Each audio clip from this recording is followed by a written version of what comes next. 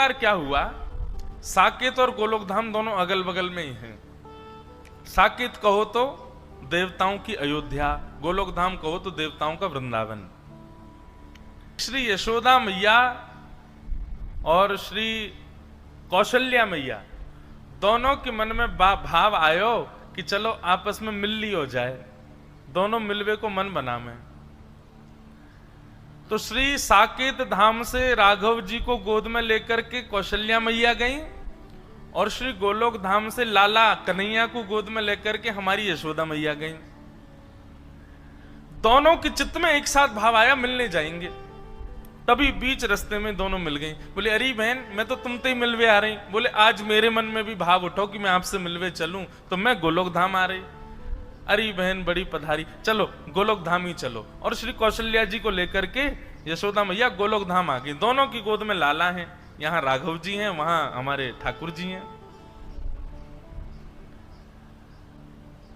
दोनों मैया आई आकर के गोलोक धाम में सुंदर दिव्य महल में मैया विराजमान होगी। दोनों बालकों को आंगन में छोड़ दिया। राम कृष्ण दोनों आपस में क्रीड़ा कर रहे हैं। ऐसी लीला का दर्शन भक्त कोकिल कर रहे हैं। मदन गोपाल हमारे राम, मदन गोपाल धनुष बाण धर विमल वेणु कर, धनुष बाण धर विमल वेणु पीत वसन और तन घन श्याम, पीत वसन और तन घन श्याम। कैसे हैं? बोले दोनों उनमें कोई अंतर ही नहीं बता सकता, बिल्कुल एक जैसे हैं श्री कृष्ण और श्री राम।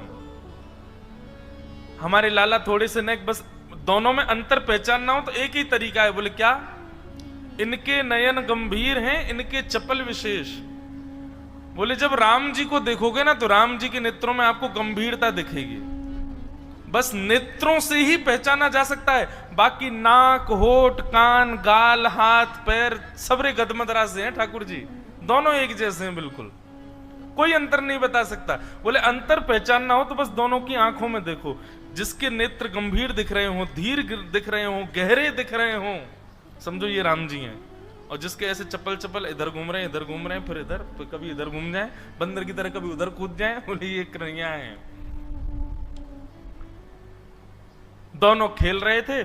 खेलते खेलते छोटा सा धनुष बाण था राम जी का।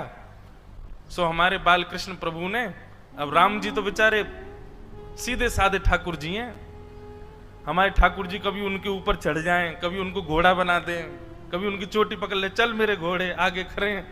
राम जी बेचारे भोले भाले, जैसे कहें वैसे करें। इतने में ही हमारे ठाकुर जी ने उनका छोटा सा धनुष जो था वो उनसे छीन लिया। अब बेचारे राम जी ऐसे भी नहीं है कि कहीं रोने लगे हो, चीखने लगे हो, छीन, बेचारे ले लियो तो ले लियो, चुपचाप देख रहे हो उन्हीं को। आहा, तभी सायंकालीन सत्र हो गया। दोनों मैयाओं की आपस में भेंट हुई, खूब बढ़िया प्रसाद पाया। अब मैया बोली, कौशल्या मैया, चलो बहन अब मैं चलूं वापस, फिर कभी आऊंगी दोबारा, अब की बार आप आना साकेत। यशोदा मैया बोली, अब कहा बताऊं, जे बंदर की सी हड्डी है मेरे लाला के अंदर, इतना ऊधमी है या को कहीं ले जावे मुझको डर लगे, सब तोड़ फोड़ देवे, लेकिन फिर भी मैं आऊंगी कभी। दोनों माताएं आपस में मिल ली। अब जैसे ही वापस जाने लगी यशोदा मैया, श्री कौशल्या मैया, दोनों बालक खेल रहे हैं और धनुष बाण हाथ में लिए कौन बैठे हैं? श्री ठाकुर जी। तो धनुष बाण देख करके कौशल्या मैया ने सोचा यही है राम जी। सोई हमारे गोपाल जी को गोद में उठा लिया और ठाकुर जी को लेकर के श्री कौशल्या मैया साकेत को जा रहे हैं और राम जी रह गए वहीं गोलोक धाम में। दोनों बालक अदला बदली हो गए। ठाकुर जी भी इतने चतुर, बोले ही नहीं रास्ता में कि मैं राम नहीं हूं, वो भी पकड़ के जा रहे, दिख के तो हूं साकेत कैसो है, या राम के सखान को मजा चखा के आऊंगो। अब यहाँ राम जी भी बेचारे चुपचाप बैठे, ना रो रहे हैं ना बोल रहे हैं कि मेरी मैया चली गई है। यशोदा मैया गोद में लेकर के घूम रही हैं। अब दोनों माताओं की स्थिति कैसी है? यशोदा मैया तो पूछ रही है, बोले लाला तो कहाँ है गो, हैं तू ऐसे गुम सो काई को बैठो है, ना कछु बोल रो है, ना कछु कर रो है, ना उछल रो है, ना कूद रो है, मक्खन खाएगो? अब राम जी बेचारे बोले गर्दन काय को हिला रो है, बोले चोना है हमको नहीं खाना है। जे कौन सी भाषा लाला? तू तो ब्रज भाषा बोले, ये तेरी ब्रज भाषा तो है ना लाला, तू बोल का रो है? अरे वो कौशल्या को छोरा आयो राम, बातें सीख गयो क्या भाषा है? राम जी चुपचाप बैठे, अब क्या करें? आहा, और वहां स्थिति क्या है? जैसे ही ठाकुर जी पहुंचे साकेत, अब तो वहां तो बड़े शिष्टाचार मर्यादा रहती है। दशरथ जी महाराज भोजन करने के लिए जब बैठते हैं तो बगल में एक छोटा आसन लगता है, छोटी चौकी पर छोटी थाली में राम जी पाते हैं। लेकिन यहाँ साकेत, यहाँ गोलोक धाम में तो नियम है कि श्री नंद बाबा की गोद में बैठ जाएं ठाकुर जी और उन्हीं की थाली में से खामें। जो नंद बाबा खा रहे हो हाथ पकड़ने पहले मुंह खवाओ फिर खाइयो। यहाँ तो ऐसी लीला है। अब वहां दशरथ जी ने कहा, आओ राघव आइए बैठिए, प्रसाद पाते हैं साथ में मिलके। बगल पे आसन पर आकर के कौशल्या मैया ने बैठा दिया। ठाकुर जी बोले, जे कहा है भैया ये आसन पे मैं तो कभी बैठो ना हूं। तुरंत चढ़ गए और दशरथ जी की गोद में बैठ गए और गोद में बैठ करके वहीं बैठ गए। वहीं प्रेम, दशरथ जी को भी बड़ा प्रेम लगा। अरे देखो कौशल्या, आज राम गोद में बैठ गए मेरी, शायद इनका भाव है कि गोद में बैठ के पाएंगे। अब तो महाराज ये तो बड़े आश्चर्य की बात थी साकेत धाम के लिए। सब लोग आ करके देख रहे हैं और देख करके दूर से ही बलैया ले रहे हैं। आहा, आज राम जी का कैसा प्रेम उमड़ा है अपने पिताजी के ऊपर। अब दशरथ जी खा रहे हैं और बीच बीच में बड़े शिष्टाचार से खवा रहे हैं ठाकुर जी को। ठाकुर जी के मुंह में उंगली जाए सो उंगली काट जाए दशरथ जी की। दशरथ जी की बोले, राघव ऐसे नहीं करते, आपने काट क्यों लिया? इतने में तो ठाकुर जी ने कड़ी ली और कड़ी लेके दशरथ जी की दाढ़ी पे लगा दी, खीर लेके माथे पे लगा दी और पूरे मुंह पे सब मक्खन आदि पोत करके और अपनी जीभ निकाल के उनके गाल चाट गए। दशरथ जी बोले, ये कौशल्या ये क्या हो गया है? बाहर आकर के कौशल्या मैया ने देखी तो दशरथ जी तो पूरे सने भये ऊपर से नीचे तक। बोले ये किसने किया? बोले ये राघव कर रहे हैं। ये कहां से सीख करके आ गए हैं ये सब? बोले अरे आज वहां गई थी ना मैं गोलोक धाम, वहां यशोदा का बेटा बड़ा नटखट है, कहीं उससे तो नहीं सीख लिया? लेकिन फिर भी राघव तो ऐसा तो कभी नहीं करते। इतने में तो राम जी उछल करके भाग गए और महाराज आंगन में जितने भी बढ़िया सुंदर गमला रखे सब फोड़ दिए उठा उठा करके। पूरा साकेत धाम आश्चर्य में, बोले हो क्या रहा है? राम जी के बेचारे जो सखा हैं वे भी बड़े शिष्टाचार में आते हैं। हे राघवेंद्र सरकार, रघुकुल नंदन, हे दशरथ नंदन, हे कौशल्या नंदन, आपके खेलने का समय हो गया है, आइए विराजिए। वहां तो इतनी आज्ञा से बुलावे और वहां पे, ओ लाला कहा कर रहे रे, जल्दी आ जा, गैया सबरी गई है वन में चरवे के काजे, हमारा डोलवे को समय है गया, जल्दी आ निकल के, नहीं आवे को दारी के हम भीतर आ रहे हैं। वहां तो ऐसे बोले सब। ठाकुर जी निकल करके बाहर आए, राम जी के सब सखा देखे, सब सखा तो ऐसे निवेदित कर रहे हैं, ये लीजिए गेंद, इससे खेल ले राघव, आइए यहां खेलेंगे। ठाकुर जी ने गेंद ली, एक दूसरे के मुड़े मारनी शुरू करी, पकड़ करके चोटी कोई को पेड़ पर चढ़ा दियो, कोई को नदी में फेंक आए, कोई के ऊपर चढ़ करके वही को घोड़ा बना दियो।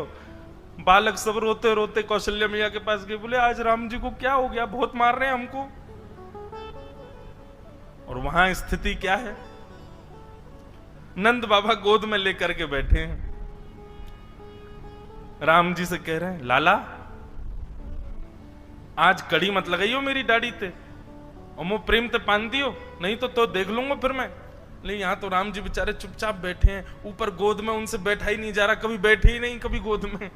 अब बार बार उतर करके वो तो नीचे आ जाएं, फिर उठा करके गोद में रख ले नंद बाबा, फिर उतर के नीचे आ जाएं।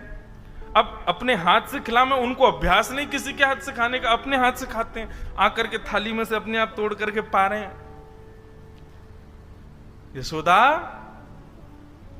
आज चंद्रमा कहां से निकलो, देखियो लाला अपने हाथ से भोजन कर रहा है। और बड़े प्रेम से कवल तोड़ते हैं, लेकर के प्रेम से पाते हैं। बोले पता नहीं क्या हो गया, जब से राम जी से मिलके आए हैं, जब से राम जी आए हैं घर पे, तब ते पतो ना लाला हमारा बिल्कुल शांत सा है। यहां ग्वाल बाल बुलाने के लिए आए, कन्हैया चल खेलवे को समय है गयो। अब राम जी बेचारे बड़े सीधे साधे हाथ जोड़ करके बाहर गए। बालक ने पकड़ ले, बोले आज बड़ो हाथ जोड़ रहो कावे लाला, कल तेने बहुत मार लगाई हमें, आज तो ना छोड़ेंगे हम। आज राम जी की बारी आ गई। सब ग्वालाओं ने खूब आनंद कराया, इतना ऊधम कराया महाराज, गीले कर लाए, जमुना जी में डुबाया है। राम जी बेचारे परेशान। रात्रि में बिस्तर पर बैठ करके राम जी के नेत्रों से मोटे मोटे आंसू गिर रहे हैं, और वहां कौशल्या और दशरथ जी के आंसू निकल रहे हैं। क्यों? बोले सोनी ना दे रो लाला। रात में राम जी अपने कक्ष में सोते हैं, लेकिन ठाकुर जी तो नंद बाबा यशोदा मैया के बीच में सो में। अब जबरदस्ती कौशल्या मैया और दशरथ जी के बीच में सो गए ठाकुर जी। कौशल्या मैया दशरथ जी दोनों जैसे ही सोए, तो कौशल्या मैया की चोटी और दशरथ जी की दाढ़ी ते गांठ बांध दी ठाकुर जी ने। बोले अब आनंद आवेगो।